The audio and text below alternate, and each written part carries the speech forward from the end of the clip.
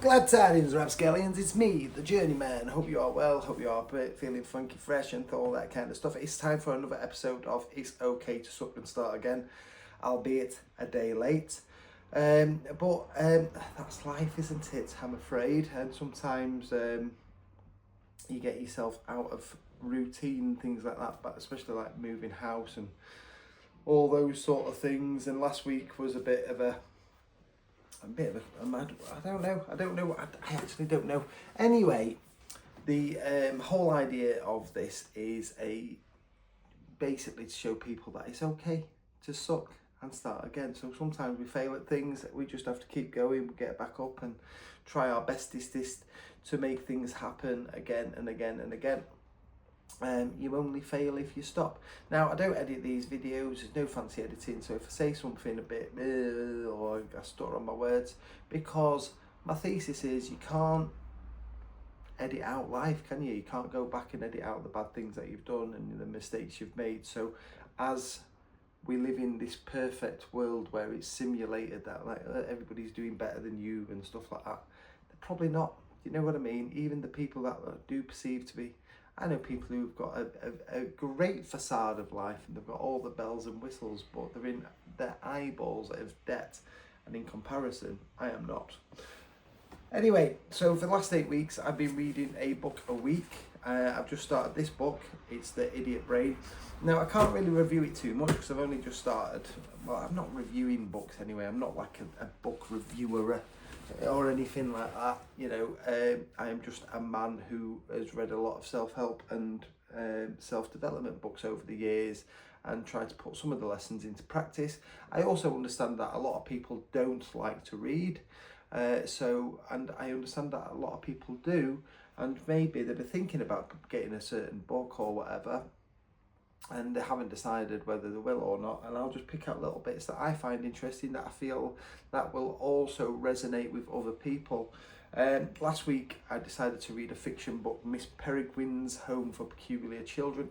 I have read that previously, and I've just ordered the next two in the series from the library, because I think what I'll do with fiction books is I'll just order them from the library, because I don't want to end up with like 3,000 books. I've already bought 5 in the last month or so. But the reason I want to sort of like purchase these ones, or I'll try and find ones in like charity shops. I might go deep on this, to be fair. The reason I want to, because I want to highlight them like I do with my uni textbooks and stuff like that. Highlight the important bits and things that I need to remember, which is a good segue really for my the topic of today. So the Idiot Brain is obviously, put that where I don't keep hitting it. The Idiot Brain is very much akin to the chimp paradox. It's just that little bit more in depth and doesn't talk about, just how like our behaviours and stuff like that. It does, but it just talks more about different things. Like the chimp paradox basically helps you sort of understand the brain and the mind and breaks it into sort of 3 parts of like how to manage and cope and introduce coping strategies. From what I can gather, The Idiot Brain by Dean Burnett is a little bit different to that. It talks about more areas of the brain and the control centers and things like that. And the chapter I've just read is it's about memory and our short-term memory and things like that. So obviously, which then flashes into other books that I read. I think it was Hyperfocus the other week, where Hyperfocus. So our short-term memory or episodic memory working memory doesn't store a lot of information, because it's our working memory and it's just for short-term things, so that we can just, and then, but if we was to repeat the action over and over again, then we would actually sort of remember it, and it becomes a long-term memory. Now, even your short-term memory is day to day. It doesn't mean like if you remember something from yesterday, that's been instilled into your long-term memory. Now, if you like me and like a lot of people, and I thought, I can remember all sorts of things from, like I've been cutting hair for 27 years almost, and I will remember almost in that 45-minute section of somebody's last haircut, they'll come back in and I will reel off a load of things that they were doing. But if they were a new customer and I don't know them well enough, I don't remember the name, which is a funny thing, isn't it? And you think, well, that's quite important, because our names, like our name, I've read, I've watched podcasts on how to sort of like influence people and things like that, how you sort of like, and by using their name, like if you constantly use their name, or it's like, oh, because our name's quite important to us, isn't it? It's our like tag. So I suppose really, forgetting somebody's name, but a lot of people don't remember my name, and I always think, well, you've only got one barber to remember. I've got hundreds of people whose hair I cut over the course of a year. Anywho, even the other day, I had a young lad who came in. I don't think I've cut his hair for 2 years. He's moved to Mexico, and I've just remembered that he was doing up like what he was doing with videography and stuff like that.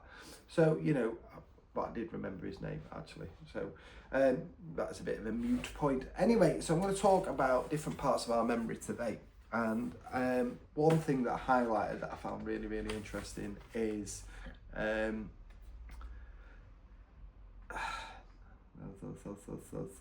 it's not that one. Where's it gone?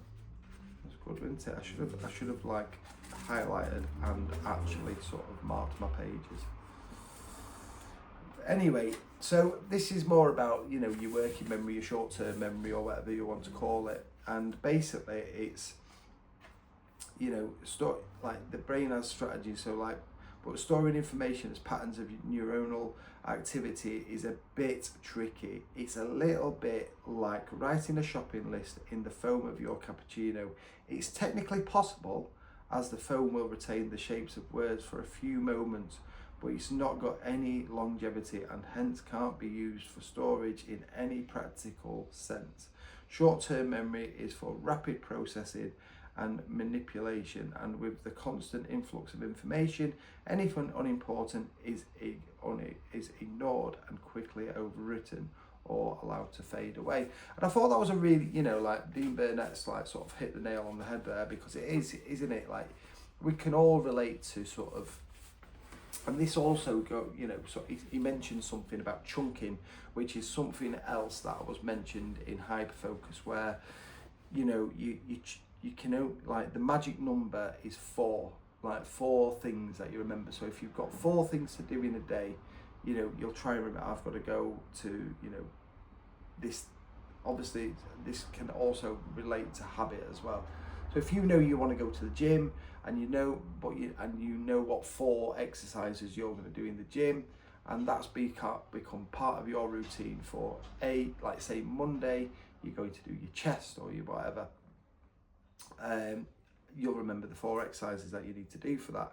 But if you try and chuck a new exercise in there, the chances are you'll probably forget one or another, or you might, I don't know, you might get to the gym and you might go, right, I'm going to do this, and then somebody's on that piece of machinery that you need to use, so you think, go and do something else, and then you get talking to somebody that in the gym, and then you realise what time it is, and and then you probably maybe forget to do that. So that that's just a bit of an example. Or another one where you'll go, right, I need to go and get some shopping, some bits, like washing up liquid, some milk, some eggs, some bread, some whatever, and you'll think of 6 items, and you can guarantee that you'll forget one of them at least. You'll come to wash the pots later on, you'll come to wash the dishes,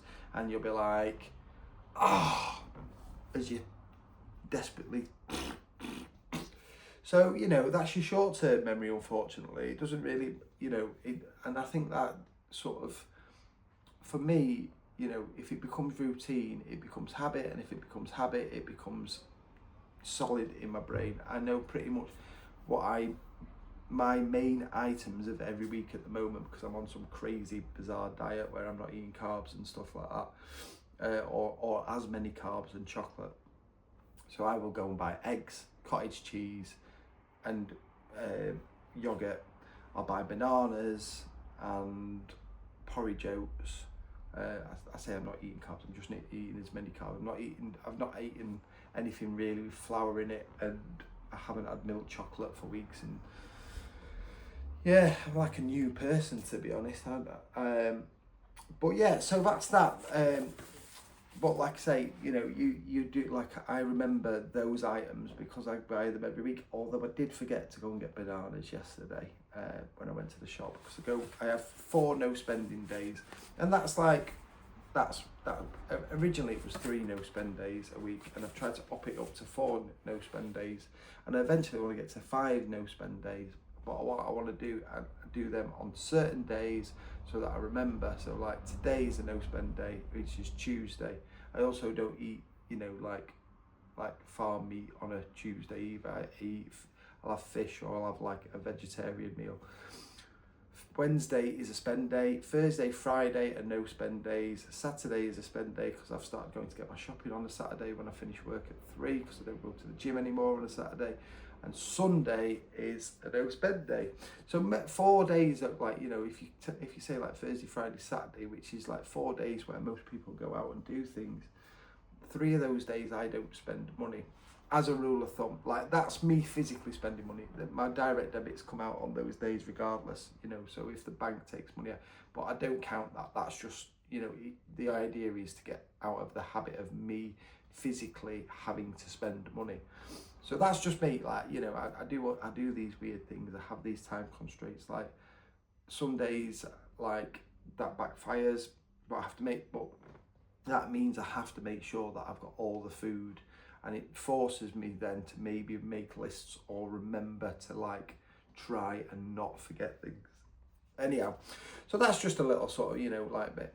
So then we've also got, you know, the autobiographical memory, or episodic memory, which is, you know, obviously things in your life that you will remember. You know, so it could be like, I don't know, the day you left university, the day you got, you know, you met your girlfriend and had your first kiss, or your boyfriend, or, you know, your partner, or whatever. It might be the day your nana died or your dog died, and you remember that because these emotional things sort of stay in our minds, and you know, we can play that. So maybe you've had like a traumatic experience and you'll remember that, and our memory will play this over and over and over again, and sometimes it can be very, very vivid. So yeah, like, you know, like I say, the brain is a very interesting topic. I did actually think about how naive I was when I was in my second year of uni. I was like, I might do my master's in neuroscience. I don't think I'll be doing a master's, to be honest. I don't think that's not me. Like, I've enjoyed doing my degree to it, you know. I'm limping over the line with it. I messed up my student finance last year, hence because of my memory, or just maybe not, just because I took too much on. And anyhow, basically, this wouldn't be called It's Okay to Suck and Start Again if I didn't suck and start again at something. But another, you know, undertaking another hobby at the moment, like, and this is really good for you know, like, as the topic of memory, I bought some just 2 weeks ago on Thursday. I bought some DJ mixing controllers, something that I've wanted to do for years. And I said, as soon as I get the space, and soon as I've got, like, some, you know, if I've got my own place, I want to get a set of DJ controls, and, you know, like a bit of more of it, because I produce music as well, even though I've not been producing much of it recently. But I can kind of turn my living room into a bit of a studio now. Whereas I just haven't had that sort of space. I mean, technically, when winter comes along, I can turn the back bedroom into more of a. But basically, I'm in a situation where, you know, in the last sort of 7 weeks, I didn't really envisage myself, and you know, these things just sometimes happen. But it's also made me think a lot more about, like, sort of, you know, Australia and things like that. I've obviously sort of restarted thinking about how I tailor my content creation with making my YouTube channel. I've changed the name of the channel, which has probably confused one or two people. But the idea is, if I continue reading a book a week, and at least until October anyway, till I go back to uni, that'll be in the regions of 20 odd books. Now, if I can sort of make content on these books, now next week, the end of the month, what I really need to do is sit down and finish this book, go through deep work and hyper focus, and those 3 books, I'm going to take the most valuable pieces that I think can help people, you know, and get a bit of traction. Now, one thing that I did learn from one of the books is, like, we all look at the top of the mountain, and I need to take this advice myself. We all look at, you know, we all have a goal, and we look at the top of the mountain. And I'm doing it right now. I'm thinking about wanting to play a DJ set. Now, that's good, but bearing in mind, I have very little experience. I've only really been learning to mix the last 2 weeks. I'm also learning a music genre, or practicing with a genre that I never really listened to. I don't really know any of the major artists or producers or the DJs, but there was a bit of method in my madness for doing this. Now, the reason I decided to pick Afro House is I do like it. I've listened to it quite a lot, but I don't listen to it like avidly, like I do house music and indie music and hip hop music and other things, and drum and bass. So I don't know, but something that I learned from when I first started producing music is sometimes you've got to produce something that you're not going to get fed up of hearing. Now, I thought by learning a genre, or learning to mix with a genre where I didn't really know the songs, obviously all house music and electronic music has the same structures of 32 like phases of 32 or 16, you know, 16 bars or whatever. So, you know, like for a 60, like depending on the music type and music structure. But essentially, what I thought was, basically I could learn something that I don't really know, and also get to know the music a little bit better. So it's like a 2-in-1. Now, in the last 2 weeks, where I've gone to try and start playing some old house classics, I've actually sort of started falling in love with Afro House a little bit. I'm like, there's a handful of songs that and remixes that I'm like, I really like this actually, and like it's also got like quite a techie, you know, like vibe to it and stuff like that. I used to be into like a lot of tech house and trance and stuff like that back in the day, and techno. So there is that sort of element to it. But like I say, I'm setting myself a goal for, like, in 6 months to go out and actually play a gig somewhere. Not a paid gig, you know, I'm not trying to monetize it or anything. But in 6 months' time, I want to feel confident enough to go out and just play in a, you know, like go to an open DJ night or something like that. But I also know about the stages. So, like, in this next month or 2 months, I want to just be confident enough to do a live set on Instagram or on TikTok, you know, and then I'm obviously going to get criticism, because trolls are trolls and trolls are going to do troll things, but that's okay, because I understand why trolls troll. And, you know, I also understand that there'll be snobby people out there. You've transitioned. Well, yeah, I know that, mate. I've been DJing a month. Do you know what I mean? I'm open to that criticism, and you're going to get it. The more viewers, the more followers you get, the more likely, like, it's when they start, you know, like being really personal. And again, you know, that says more about them than it does me. So, anywho, I digress as per usual. So basically, you know, we all have this habit of starting, like, whether it's a weight loss goal or whether it's a money saving goal or whether it's like, you know, we all look at the top of the mountain. We all look at the summit of Everest, without considering what it's going to take to get there. Now, bearing in mind, even to just go and sort of like, you know, get to Everest itself, you've got to think of the steps of training, maybe doing like some, you know, if you've never done walks or you don't hike and you decide that you're suddenly going to climb Everest or Kilimanjaro or something like that, or K2, you know, you're setting yourself up for failure straight away, aren't you? Because your physicality, maybe, you know, but, you know, you could start off with, same with running a marathon, you know, you start with a couch to 5K, you know, or you start doing park runs or something like that. You don't automatically get up and decide to run the London Marathon. So what I'm trying to say is basically the biggest off-put is looking at something from a great, you know, looking at the top, and then after 6 weeks going, I'm never going to get there, rather than structuring our plans. And that's kind of what I want to do with this page, is like, right, or channel, I want to structure it more so that, right, okay, I'm at this point here, I need to get to this point. And yeah, you know, I've got under 30 followers on, or subscribers on this channel. That's not a hint for you to subscribe, by the way, because the chances are, if you've watched this far, you're already subscribed. But yeah, so I mean, basically it's going to be quite a niche sort of, you know, like people who do want to sort of, you know, like I say, it's going to, the people that I'm trying to target is people who have already decided that they want to make changes in their life. Now, some books that I'm going to read are going to be good for people, and some books are not going to read, you know, and not going to really hit home for other people. So we've got these different sort of things going on, haven't we?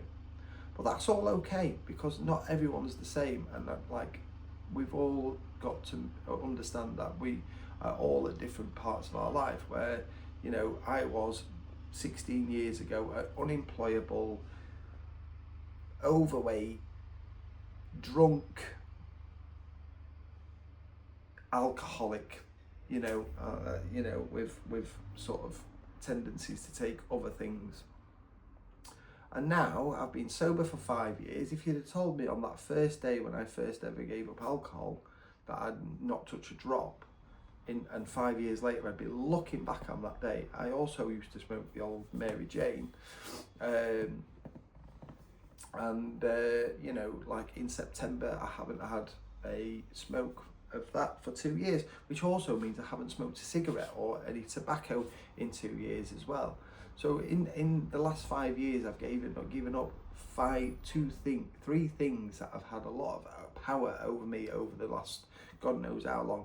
Now, once you click into gear, once you overcome that first thing, then you've got something to draw on. You've got the strength to draw on, and like I say, a lot of it just becomes habit. You know, you can. We talk about habits like they're all bad, but some habits are good, some habits are bad. But getting addicted to good things isn't a bad thing. I think that makes sense.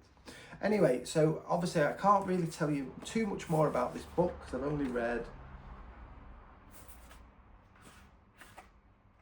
56 pages, 55 pages so far. So come back next week. I will have finished this book, and then we'll have a grand old chat about this book, and then obviously the other two books that I've read in July as well, which is Deep Focus and Deep Work and Hyper Focus by James Clear and Chris Bailey. And those books are more useful to people who are a little bit more who work in knowledge work or office work, or where you have to deal with.